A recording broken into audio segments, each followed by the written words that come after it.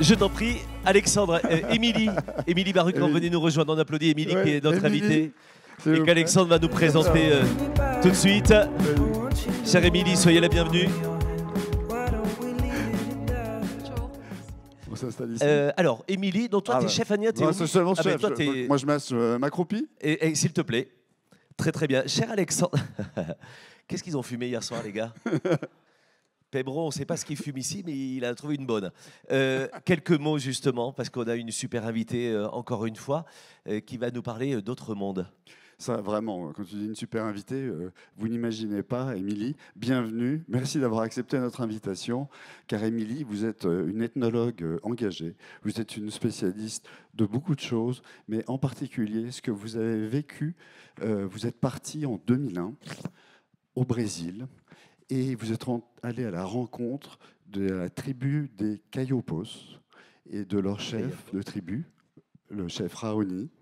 Et vous avez été vraiment en immersion profonde et vous avez découvert, là, les ravages de la société occidentale sur la biodiversité. Mais là, vous avez aussi découvert le combat de ces peuples autochtones pour préserver l'environnement, pour préserver ce qui est 80% de la biodiversité de notre planète. Et quand vous avez décidé de revenir, et ça, il faudrait que vous nous racontiez pourquoi vous êtes revenu. Mais quand vous êtes revenu, vous avez essayé de faire connaître leur combat, faire connaître ce qui les ravage sur cette biodiversité et comment il serait possible de progresser et de les aider plus pour qu'on fasse plus pour la planète. Et c'est ce que vous nous racontez. Vous avez fait plusieurs témoignages, vous avez créé une association, l'association Voyanga, qui a pour objectif de faire connaître ce combat, de lever des fonds et de mobiliser des énergies pour préserver la biodiversité de notre planète. Émilie, merci d'être venue. Merci, cher Alexandre, pour ces mots d'introduction. On va se retrouver pour les questions juste après. Bonjour, Émilie. Si ça fonctionne. Hein. Ça fonctionne? Bonjour. Oui, très très bien. Merci d'avoir accepté l'invitation. Nora et tous les autres invités nous parlent d'un monde dans lequel nous vivons les deux pieds dedans. Et on se dit que parfois c'est quand même aussi bien de faire un pas de recul, de prendre du recul pour aller voir ce qui se passe aussi ailleurs. Peut-être des peuples autochtones dont on peut s'inspirer. Justement, pourquoi est-ce que vous avez accepté l'invitation de ces gens un peu bizarres réunis à Biarritz? Qu'est-ce que vous en avez à faire de ces gens-là? Car dans mon engagement, il est important, je trouve, de sensibiliser le plus de personnes possible à la cause de ces peuples, à l'importance de les soutenir pour protéger la forêt amazonienne et également la biodiversité mondiale. Bien sûr. Comme il a été dit, les peuples autochtones protègent 80% de la biodiversité de la planète, donc nous protègent. Et en même temps, c'est vrai que je m'attache de plus en plus à transmettre aussi leur sagesse. Donc, je viens de sortir un livre qui parle de leur sagesse et de leur modèle applicable à notre mode de vie.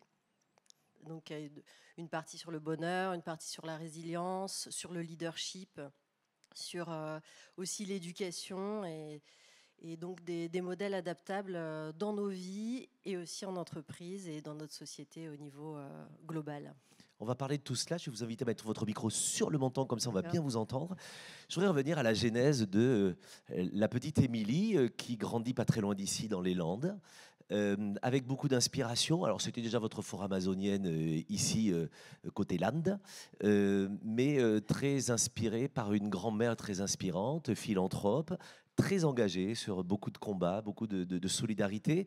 Elle vous inspire, elle vous donne envie aussi d'aller plus loin. Et je vais faire quelque chose de plus dans votre vie, mais dans cette inspiration que vous avez, il y a l'envie de s'engager aussi.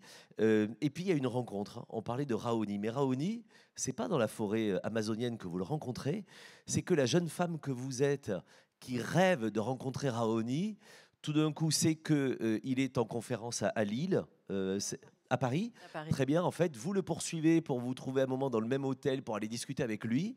Et voilà, et tout d'un coup, vous vous retrouvez tellement proche de lui que vous discutez et qu'ensuite, il vous emmène dans ses bagages en Amazonie. J'essaie de raccourcir cette partie de vie pour garder du temps sur tout le reste, mais comme je suis journaliste, je raconte beaucoup de conneries, mais là, à peu près, on est pas mal ou pas?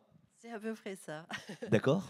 Et donc Donc oui, déjà toute petite, j'étais passionnée par les peuples autochtones, de par des livres, des films, et ma mère aussi était passionnée. Et donc ma grand-mère aussi m'a transmis la volonté d'agir aussi, d'agir pour le bien. Voilà. Et c'est vrai que comme j'étais très jeune, sensibilisée par les peuples autochtones, leur rôle et les souffrances aussi qu'ils vivaient, et c'est devenu mon objectif de vie. Donc c'est vrai que j'ai suivi des études d'anthropologie. Et puis en même temps, étudiante, j'ai rencontré, donc j'avais monté un projet pour aller chez les Indiens Kayapo. Bon, je n'avais pas les autorisations encore du gouvernement brésilien. En fait, alors à savoir que maintenant je sais qu'il faut 2 ans, voire parfois on ne les a jamais, donc on ne peut pas rentrer comme ça chez ces peuples. Et là, Raoni était de passage à Paris, j'étais le voir, je lui ai parlé de mes projets. On m'a proposé de le retrouver en Belgique, j'y suis allée. Et puis là, et j'avais déjà un billet, hein. Je devais partir 10 jours, mais j'avais quand même pas l'autorisation, mais je m'étais dit, je l'aurai sur place. Mais là, au moment de cette rencontre, Raoni m'a dit, je t'emmène dans mon village. Et maintenant, c'est vrai que je parle la langue des Kayapo, ça fait très longtemps que je travaille auprès d'eux, j'ai sauvegardé une grande partie de leurs connaissances, de leur mode de vie. Avec des enregistrements voilà, sonores, beaucoup vidéo. d'enregistrements pour leur permettre de continuer à protéger la forêt amazonienne, sachant que ce peuple protège une surface de forêt amazonienne qui fait 3 fois la Suisse. Bon, après, j'ai travaillé sur de nombreux autres projets, mais là, c'est un projet très important. On voit la surface dont vous nous parlez. Oui. On est dans une zone de la Terre dont on sait qu'elle est très en danger, justement à cause de la déforestation notamment. C'est l'occasion quand même de nous rappeler finalement l'importance de ces peuples autochtones et leur importance sur la planète et sur la biodiversité mondiale. Oui. Finalement, rappelez-nous leur rôle si primordial. Eh bien, comme je disais tout à l'heure, ces peuples protègent 80% de la biodiversité de la planète. Parce que, je veux dire, il existe des peuples autochtones sur toute la planète. Bien sûr, ceux d'Amazonie ont un rôle encore plus important car ils protègent la plus grande forêt tropicale au monde. Et donc, ce qui représente 500 millions de personnes à peu près. Bon, c'est difficile d'évaluer quand même. On a des chiffres assez vagues, mais ça, c'est l'ONU qui parle de 500 millions de personnes qui vivent sur 90 pays et qui parlent 7000 langues. Donc, c'est une grande... diversité culturelle et un rôle. Voilà. Vous pouvez vous imaginer que si ces peuples n'existaient pas, je ne sais pas comment serait la situation climatique de notre planète. Donc on leur doit beaucoup. Ce pourquoi ils ont besoin de respect, qu'on les comprenne et qu'on les soutienne. Bien sûr. On ne parle pas que des Bobos et des Bretons notamment, et on parle d'autres peuples autochtones. Vous nous direz quand est-ce qu'on commence à passer vos photos. Oui, c'est possible maintenant. On peut ? Oui, on peut. Très très bien. Samuel, qui me posait la question dans l'oreille.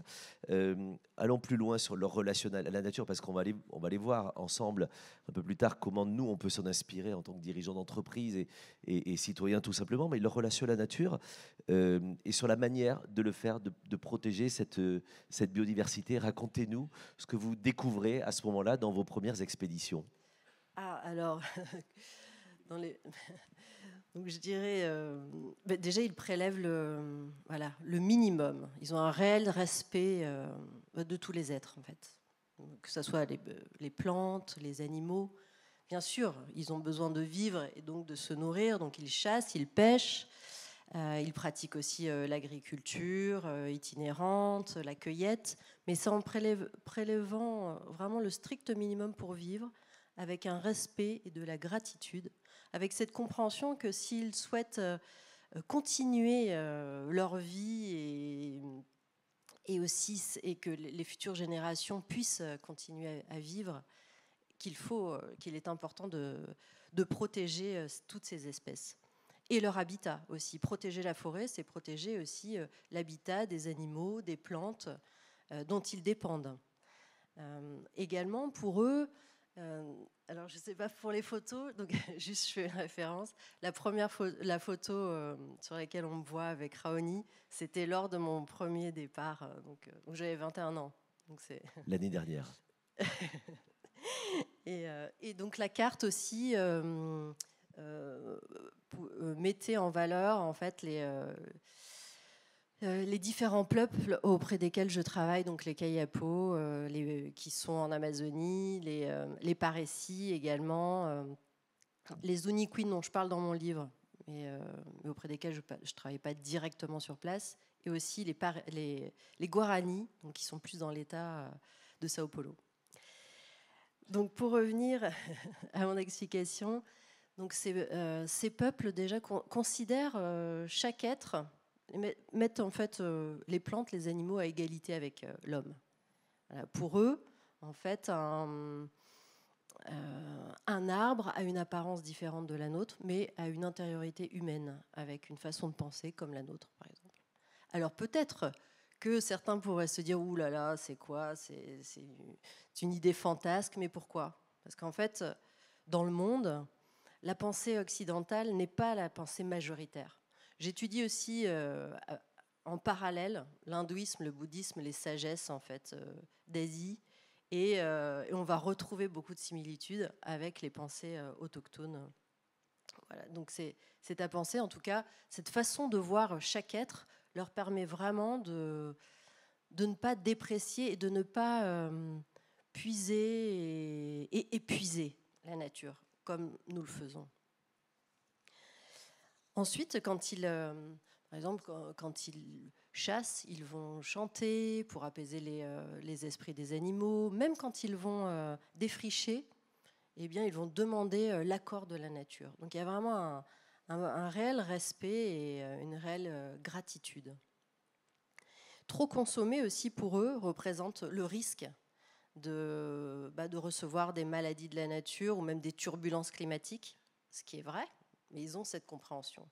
Donc on consomme peu pour aussi se protéger de ce que la nature pourrait, de la rébellion de la nature.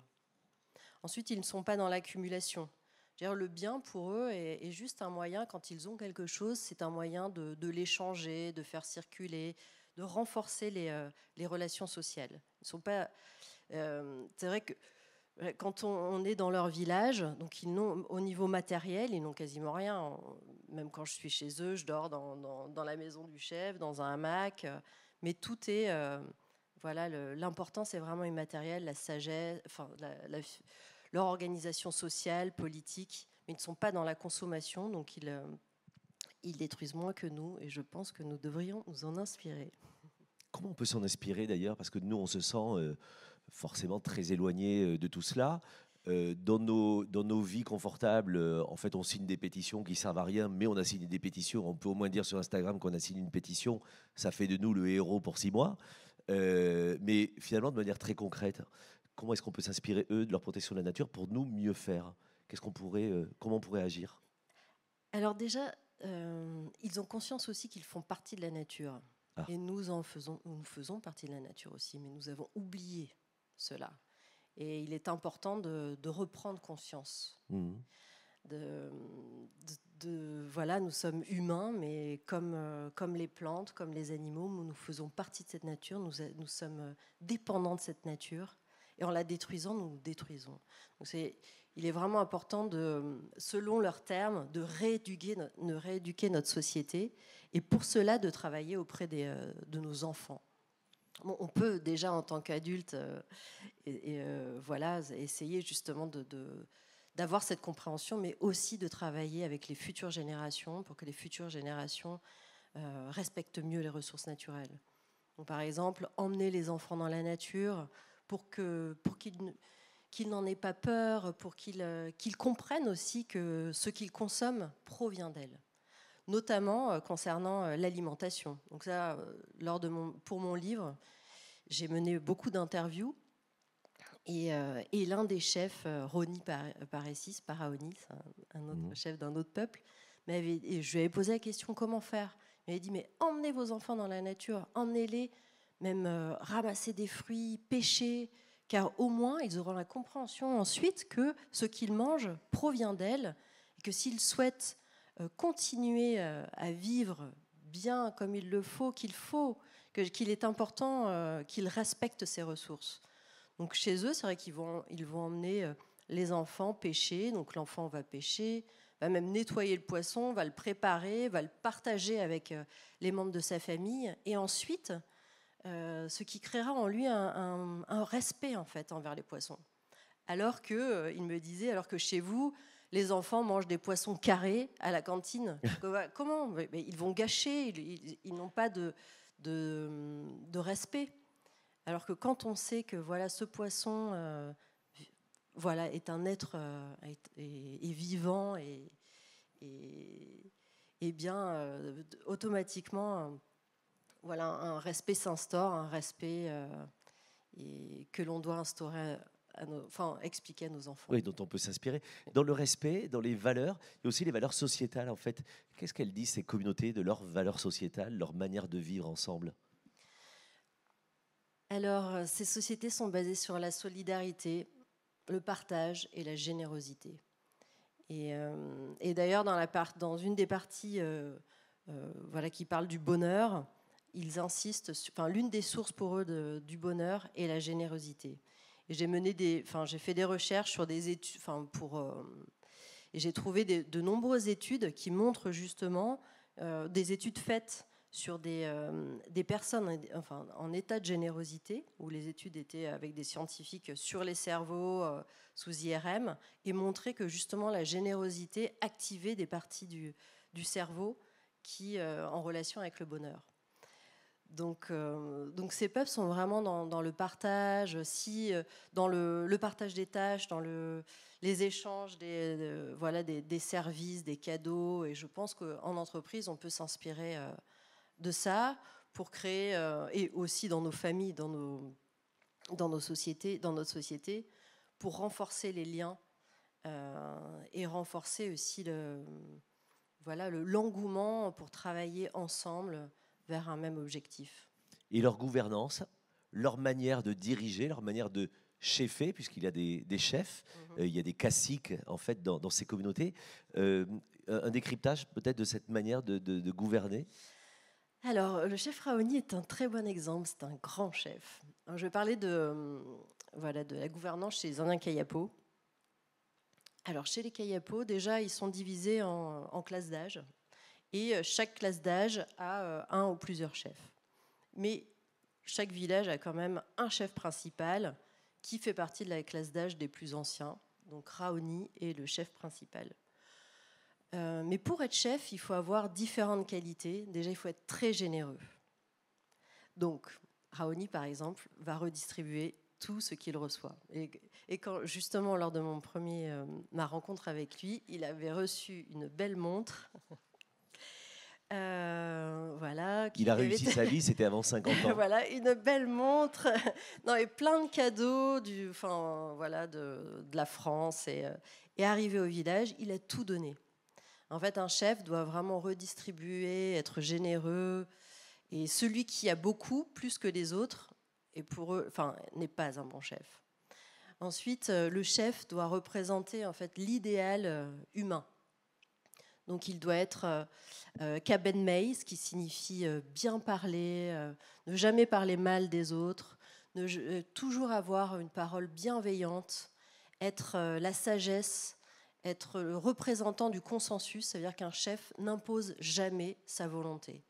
Ils organisent des réunions, des discussions, il va devoir être à l'écoute de chacun et ensuite sa parole va représenter en fait l'idée générale. Il doit être aussi cultivé. Son rôle est d'apporter l'union et la paix entre les siens. Et par contre, c'est quand même un chef de guerre pour protéger son peuple des problèmes extérieurs. Mmh. Juste, on ne parle pas de Jean-Luc Mélenchon, on parle bien de caciques dans ces communautés, dans cette gouvernance. La place justement des anciens, mais aussi au niveau professionnel. Racontez-nous, parce qu'il y a les conseils dans la société, la place des anciens, il y a la relation que l'on peut faire avec le monde professionnel. Alors les anciens sont les plus écoutés, notamment au niveau professionnel, les grands chefs les plus écoutés sont les plus anciens, comme Raoni. Les chamans sont les anciens. On ne va jamais voir un petit chaman de 30 ans. Non. Les anciens sont pour eux la connaissance, l'expérience. Et ce sont les premières personnes que l'on va aller voir si quelqu'un a une question, un problème à résoudre. Et Alors même si dans certains villages, bien sûr, des jeunes, des fois, sont envoyés en ville pour étudier, apprendre à utiliser les nouvelles technologies, comment fonctionne le monde des Blancs, on va dire, le monde extérieur. Mais ce n'est pas pour ça que ces jeunes vont prendre la place des anciens. Au contraire, ils vont être au service des anciens et travailler en binôme. Euh, donc, par exemple, Raoni, bien sûr, il parle pas très bien, il parle pas très bien le portugais, il le comprend, mais certains jeunes, ont toutes les connaissances technologiques, parlent bien le portugais, ont étudié, mais ils ne vont pas prendre sa place. Ils vont travailler au contraire avec lui et renforcer en fait sa position. Donc parfois, il a besoin d'une information sur le monde extérieur, il va leur demander, mais c'est toujours l'ancien qui est au-dessus des jeunes. Et je pense qu'on devrait s'en inspirer dans le monde de l'entreprise, parce que pour avoir discuté avec beaucoup de cabinets, de conseils sur ces questions, la place des jeunes et la place des moins jeunes. Je pense que c'est vraiment une erreur de mettre les plus jeunes, de mettre les moins jeunes de côté. Je pense que vraiment on devrait s'inspirer d'eux, que les plus anciens ont la connaissance des erreurs, ont l'expérience, et donc pourrions créer en entreprise des comités, par exemple des comités d'anciens ou même de sages, si on veut s'inspirer encore plus des peuples autochtones, et que les jeunes travaillent avec eux en complément, mais avec humilité. Et je pense que cela permettra à notre société et au monde de l'entreprise de suivre un chemin plus sage, avec moins d'erreurs. Tous les vieux sont rassurés dans la salle. Vous parliez tout à l'heure en ouverture du bonheur. C'est quoi les sources de bonheur? Parce que vous nous rappelez en fait qu'il y a beaucoup de choses.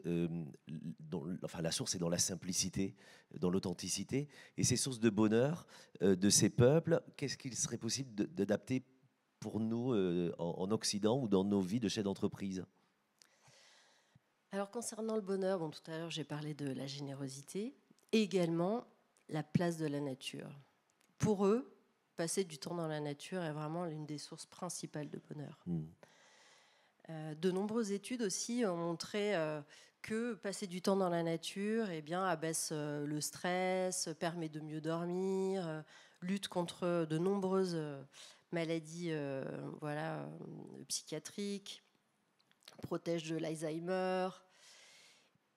Et donc, pour faire ce parallèle avec l'entreprise, je pense qu'il serait important, par exemple, pour les entreprises qui n'en ont pas, mais de créer des jardins intérieurs, ou même dans des cours, si vous avez des cours, et si vous n'en avez pas, même à l'intérieur, de créer un espace avec même des chants, des oiseaux, même des photos, des photos de la nature, parce que de forêts, parce que des études ont même montré que de visualiser, de regarder des photos, des films de la nature, déjà abaisser le niveau de cortisol, de stress et protéger contre les burn-out.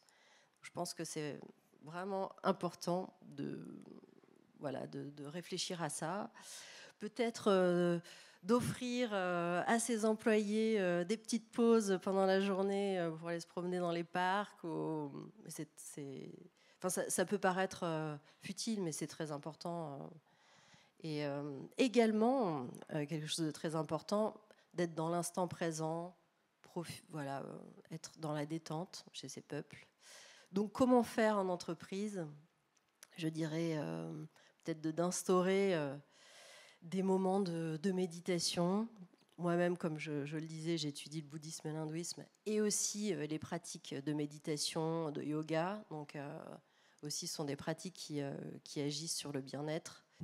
Et pour celles qui n'ont pas encore des cours de yoga, de méditation, je conseille aux entreprises d'en instaurer, même parfois 10 minutes le matin, 10 minutes l'après-midi. demander à Evelyne Platnik-Cohen, qui est notre maître yogiste à tous. C'est important de se rappeler les dangers qui les menacent, justement, ces peuples autochtones. Alors, les dangers, oui. Alors, souvent, on va parler voilà, des chercheurs d'or, du commerce de bois illégal, des fermiers aussi qui lancent des feux sur leurs terres. Et en se disant, oui, ah là là, les Brésiliens, vraiment, c'est pas bien ce qu'ils font. Hein. Ou en Colombie, c'est pareil. Mais il faut prendre conscience que l'Europe a vraiment, participe à tout ça. Parce qu'on achète leurs produits. Voilà, notamment.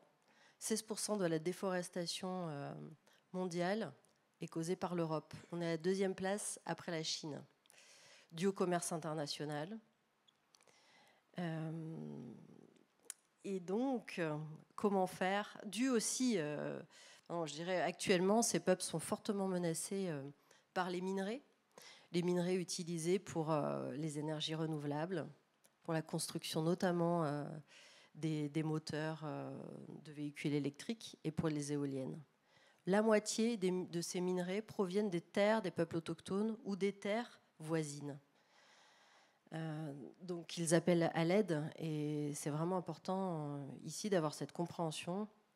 Et non, mais très bien. Je vais laisser la parole à la salle dans un instant, mais finalement, on est avec des décideurs qui sont ici. Vous intervenez, vous, auprès d'entreprises, auprès de cabinets de conseil, auprès du ministère également. Vous êtes conseillère et consultante. Qu'est-ce que vous donnez, vous, comme conseil, justement, aux entreprises, aux dirigeants, pour mieux gérer nos impacts sociétaux, nos impacts environnementaux, en pensant notamment à ces peuples autochtones? Eh bien, notamment, oui, je suis anthropologue, mais je suis aussi experte en impacts socio-environnementaux. Et je travaille dans la finance. Donc, j'ai conseillé de plusieurs grands fonds, aussi auprès du gouvernement français. Là, en ce moment, je travaille auprès de l'AFD, donc j'analyse les impacts environnementaux et sociaux de projets qui sont soumis à l'AFD. L'Association française pour le développement. Voilà, du gouvernement français, du ministère des Affaires étrangères.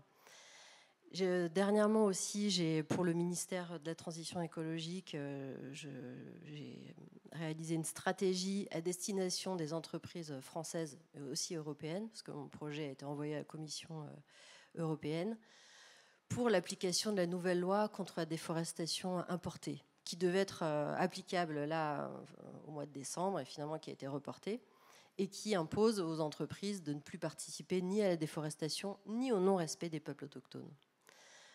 Alors là, donc c'est vrai que je conseille à la fois le gouvernement, les entreprises.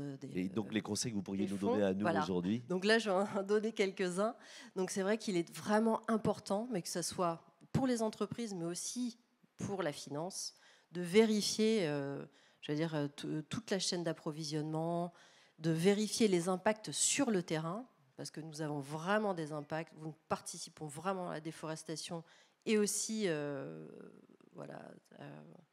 aux calamités qui se déroulent sur les terres des peuples autochtones. Et pour vérifier les impacts, déjà, c'est vrai qu'actuellement, il y a des solutions grâce au AI, beaucoup d'organisations proposent de vérifier les chaînes d'approvisionnement, la déforestation grâce aux nouvelles technologies et aux satellites. C'est une partie de la solution, mais ce n'est pas la solution. Il est vraiment important d'envoyer des experts sur le terrain, comme moi-même, mais comme plein d'autres, qui ont justement cette compréhension des peuples autochtones, qui ont cette compréhension de ce qui se passe sur le terrain, pour vraiment mener des enquêtes et vérifier toutes les chaînes. Donc ça, c'est vraiment un point très important. Ensuite, créer des comités composés de membres d'ONG qui peut-être sont parfois considérés par les fonds ou les banques ou les entreprises comme un peu des ennemis. Oh là là, ils nous dénoncent, ils sont contre nous. Non, c'est vraiment s'asseoir ensemble, créer des comités composés d'ONG, de défense des peuples autochtones, de protection de la nature, et aussi d'ONG représentantes des peuples autochtones, pour vraiment créer un dialogue Et là, il sera possible vraiment de bien suivre ce qui se passe sur le terrain. Et vous le faites avec l'ONG Wayanga. On vous donnera évidemment toutes les infos et tous les liens. Je veux bien qu'on éclaire la salle pour pouvoir prendre les premières questions. Alexandre, tu peux me rejoindre évidemment, comme ça tu pourras aussi. Vas-y Mylène. Alors, on allume la catchbox. Mylène Romano, peuple autochtone du Paris 17e. Allô, allô. Ah, ça fonctionne. Oui, bonjour, je suis Mylène Romano, Ah bon? de Mylène Romano Impact. C'est vrai. Donc, ouais. Bon, waouh. Je voudrais savoir quelle est la place des femmes. Et si vous pouvez en profiter pour parler d'abord en kayabo, pour voir à quoi ça ressemble. En kayapo? Et après, vous faire les sous-titres, s'il vous plaît. Si, fala portugaise ou fala brésilienne, também? Eu falo português. C'est un peu. T'as bon? Et en kayapo, quelques mots? Ou pas? Racontez n'importe quoi, ils s'en foutent, ils comprendront rien. Merci beaucoup. Non mais vous inquiétez pas. Mylène anime des mariages et des soirées comme ça, c'est pour ça qu'elle veut un peu... Voilà, mais on voulait pas vous gêner évidemment sur cette langue. Est-ce qu'une femme peut être chef chez les kayapo? Alors, les femmes ont des chefs, des leaders aussi, et sont divisées comme les hommes en groupes d'âge. Et chaque classe d'âge donc a des leaders. Après, c'est vrai qu'au niveau chef principal, en général, ce sont des hommes. Mais ce qui ne veut pas dire que les femmes n'ont pas leur mot, parce qu'en fait, les hommes se réunissent plus pour discuter de politique, mais ensuite, si une pré-décision est prise, les hommes reviennent dans l'espace plus dominé par les femmes, en discuter avec les femmes. Si les femmes ne sont pas d'accord, elles vont imposer leurs décisions, et les décisions reviennent au centre politique. Donc en général, elles imposent leur volonté. Même si, au premier abord, ce ne sont pas elles qui parlent. Ta deuxième question, c'était quoi, Mylène? Les femmes et... Non, elle a répondu, mais de parler en kayapo. Ah oui, c'était ça. Je sais pas que... Très très bien. Vous savez dire bonjour, vous saluez comment le chef Akatimei, Alimei Kumle, Imei Kumle. Et voilà, qu'est-ce que tu réponds? Yakatupu, Kikachatata, Shikamalafanda, Putu. Super. Le romano, c'est ça en fait. Merci beaucoup. Thierry, tu voulais une question ou vas-y, je t'en Oui, prie. tout à fait. Donc, Dans le micro, s'il te plaît. Ah oui. Thierry, Société Écritel. Alors lui, par exemple, chez lui, c'est la femme qui décide. Enfin, voilà, on voulait juste te dire, la chef de la communauté chez lui, c'est la femme. Et c'est bien. Mais derrière chaque femme importante, il y a un homme qui l'est pas moins. Donc Thierry, on va tous te remercier parce que pendant quelques années, tu t'es effacé pour que ta femme prenne la chefitude de la communauté. Donc on applaudit Thierry, s'il vous plaît. Merci. Je voulais savoir ce que vous pensiez de la règle d'interdiction de contact avec des peuples autochtones qui est appliquée dans certaines îles de l'Est de l'Inde, en Daman. Et pareil en Amazonie. Est-ce que ce n'est pas une négation de l'évolution de l'humanité si ça avait été appliqué depuis très longtemps, ne serait-ce qu'au niveau génétique, l'humanité ne serait pas ce qu'elle est aujourd'hui? On n'a pas 3 heures pour répondre, le sujet est vaste, mais en quelques mots. Oui. Il est important de laisser ces peuples tranquilles, voilà, vraiment. Et il existe beaucoup de peuples sans contact, justement, et la plupart se trouvent en Amazonie, donc sans contact total. Les Kayapos, moi, je travaille avec eux et ils sont déjà en contact. Mais il existe beaucoup de peuples sans contact, et ce sans contact est volontaire parce qu'ils fuient et ils ne souhaitent pas d'être mêlés à notre monde, et il faut respecter leur volonté. Et en plus de ça, ce sont des peuples qui ont une vision du monde différente de la nôtre et qui vivent vraiment... c'est chez eux que j'ai rencontré vraiment des gens, eux, très heureux. Et en allant chez eux, on les pollue, on les détruit. Alors moi, c'est vrai que j'ai la chance d'y aller parce qu'ils souhaitent... Il n'y a pas de tourisme, il n'y a pas de tourisme chez les peuples chez lesquels je vais. Et j'ai la chance d'y aller parce qu'aussi je suis à leur service, je travaille sur des projets pour leur bien, mais heureusement que leurs terres ne sont pas ouvertes aux touristes, au tourisme. Il y a une fondation au Brésil qui protège les peuples, voilà, qui s'appelle la FUNAI. FUNAI, et heureusement, il faut respecter voilà, la différence et qu'eux-mêmes souhaitent vivre comme ils l'entendent. Et ils n'ont pas... voilà, il faut respecter ça. Et les peuples, justement, qui adoptent, voilà, qui passent souvent, on les a poussés, hein, par des projets de développement, ou les églises, ou avec des écoles. On les a poussés à rentrer dans notre monde et en fait, ça les détruit. Parce que, voilà, ils n'ont pas du tout la même conception que nous. Donc on a plus, nous, à nous inspirer d'eux, mais l'inverse est plutôt catastrophique chez ces peuples. Il faut le respecter. Voilà, il faut le respecter. Et puis en plus de ça, voilà, ils protègent la biodiversité aussi, ils nous protègent grâce à leur mode de vie, leurs connaissances. Et c'est aussi en restant à distance de nous. Il y a des exemples dans les années 80 de premiers contacts, sauf qu'on oublie que le premier contact va les tuer, ne serait-ce que par les virus que l'on porte les uns et les autres et que l'on ignore, mais avec des tribus complètement décimées. Et la FUNAI a été créée notamment pour protéger et éviter ça. Et les premiers à vouloir rentrer en contact sont souvent les religieux. Et en fait, ce sont les religions qui veulent rentrer vraiment là-dessus et la FUNAI est sensible à ce sujet. Merci pour la question, Thierry. Tu peux balancer au docteur qui est derrière toi. Laurent, de la communauté des Vronskis. Non, de la tribu des industriels, qui est aussi une espèce menacée. C'est vrai. Alors, moi, j'ai une question pour vous, puisque vous nous avez expliqué qu'il y a des jeunes qui ont des contacts avec l'Occident. Comment font ces tribus pour garder les jeunes chez eux et éviter l'exode ?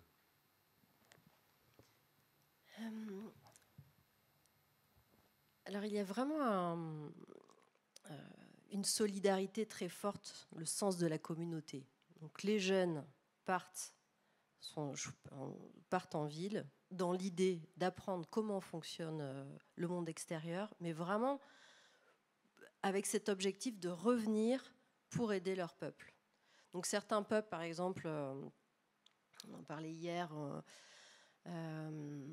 voilà, ont des problèmes de santé que les chamans ne peuvent pas soigner et ont été habitués au système de santé brésilien, par exemple.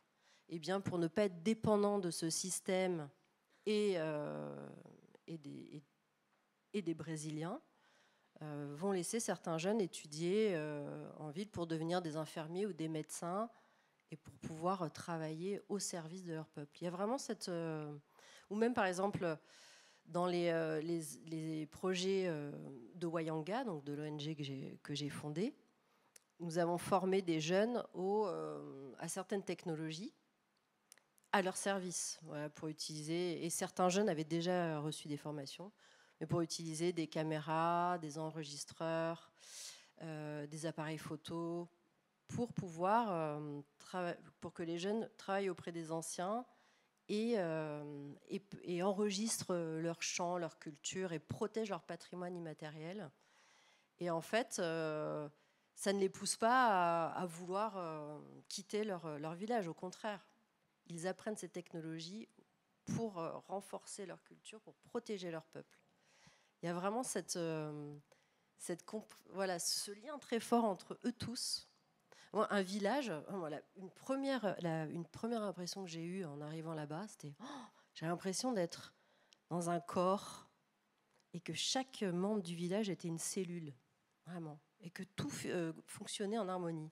Moi, je me disais, oulala, je comprends pas grand-chose, je suis comme une cellule là, un petit peu malade là, et donc ils m'ont appris la langue, j'ai été travailler avec les femmes, ils m'ont vraiment voilà, tout réappris pour que je puisse être une cellule harmonieuse aussi, qui pouvait vivre en harmonie avec les autres. Jolie définition. Une dernière question, ensuite Alexandre, tu termineras si tu veux bien, mais Jules, la dernière question, tu peux balancer, s'il te plaît, à ton camarade là-bas. Hop, hop, hop. Pas mal, Laurent Vronski, basketteur NBA. Bonjour. Donc Franck Nisbaumer de la tribu des Alsaciens. Je voulais déjà vous remercier pour votre témoignage. Et ça fait un parallèle avec une intervention qu'on avait eue de Esna Caillot il y a 2 ans, qui parlait des religions. Et dans cette intervention et dans ce livre, elle parlait des parallèles et des différences qu'il pouvait y avoir. Il y avait notamment le rapport à la mort, qui chez nous est la vieillesse mène à la mort, et donc c'est plutôt négatif, puisque c'est soit le paradis, soit l'enfer, on va dire. Je voulais savoir quel était le rapport à la mort de ces tribus autochtones et quelle philosophie ils avaient derrière ça pour la vivre. Alors, il y a des différences selon les peuples. Hein. Mais bon, là, je vais parler des Kayapos. Donc déjà, la mort est quand même... la mort, la naissance, tout est présent. Moi-même, là-bas, j'ai aidé l'une des petites filles de Raoni à accoucher. J'ai participé à une expédition de chasse de 1 mois dans la jungle avec eux. Et l'un des chefs a été mordu par un serpent et mort. Donc... quasiment sous mes yeux, je l'ai vu succomber. C'est vrai qu'ici, on est quand même coupé de tout ça. Donc pour eux, ça fait partie de la vie. Et ensuite, après la mort, c'est vrai qu'ils ont cette conception que cette relation aux esprits de la nature, mais aussi aux esprits des morts, où la personne qui décède, son esprit est toujours présent et près du village, va vivre notamment, il y a des lieux précis près du village. Donc les esprits sont toujours présents dans la vie des vivants. Et ils peuvent se présenter durant les rêves. Donc il y a toujours, la mort ne signifie pas d'être coupé de ce que l'on aime. Les esprits de ces personnes sont toujours là. Merci pour la question. On n'a pas peur de la mort. C'est vraiment quelque chose de normal, en fait, comme la naissance. Merci de nous le rappeler. Alexandre. Oui, j'avais une question. Vous revenez, à chaque fois vous revenez. Et je vais vous demander pourquoi vous revenez, et surtout quand vous êtes une fois revenu, en quoi vous vivez différemment. Qu'est-ce que vous faites de différent à chaque retour? Alors j'ai déjà pensé vivre là-bas, mais c'est vrai que mon objectif est vraiment d'agir au mieux pour la défense de ces peuples, pour la protection de l'environnement. Et donc je mène des projets sur le terrain avec eux, j'aime vivre avec eux. Et en même temps, c'est vrai que maintenant, mon action a une dimension. Je travaille aussi en politique, en finance. J'aime pouvoir agir au mieux et d'être juste sur le terrain. Je pense que, bien sûr, j'adore, mais je n'agirai pas au mieux pour eux et pour l'environnement. Et pour moi, cet engagement est important. Donc d'être ici, c'est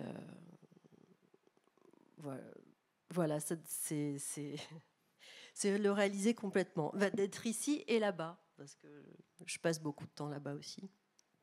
Et vous portez leurs paroles magnifiquement bien. Je me permets de partager juste le petit mot. J'ai la chance d'aller depuis un peu plus de 20 ans dans cette zone du monde, faire des treks et dans cette zone amazonienne. Et j'ai eu la chance d'aller chez les Kayapos une première fois avec un naturaliste, Osvaldo, il y a très longtemps, et de continuer à y aller à peu près tous les ans ou tous les 2 ans.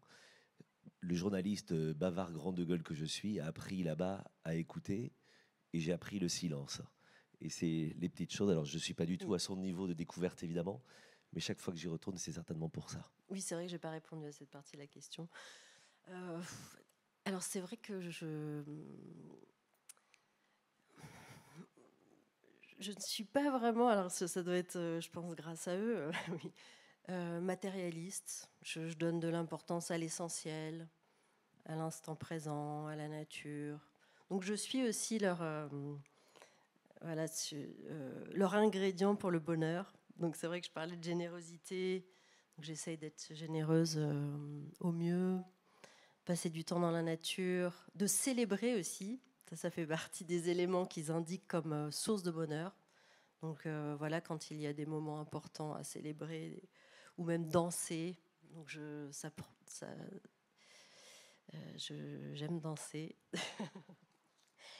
Et puis après, voilà, donner de l'importance à l'essentiel, aux relations humaines et aux personnes importantes pour moi. Et d'avoir une distance par rapport à notre monde qui est quand même assez ici basé sur la consommation, et un peu trop sur les technologies, un peu trop rapide. Donc d'avoir une distance pour rester centré et pas happé dans cette machine.